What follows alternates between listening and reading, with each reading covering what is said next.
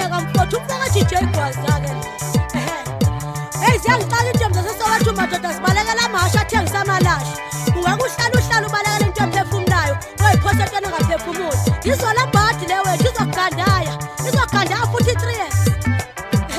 Hayi mawufuna mina wethu uyongithola kwaCase. Mawungangitholi kwaCase uyokhuphuka njalo uthi short right. Uyongithola kwaShakes. Mawufika futhi kwaShakes angikho ukhuphuka njalo futhi mfana ungadinwa wena. Uthi short right uyongithola kwaSinama mfana izona ingoje zami-ke lezo. Kanti kwaCase mfana ufika ungibone lapha kwintwana yami okuthiwa uDambayi. Uyakukhomba mfana ukhombe ekamereni 3 years.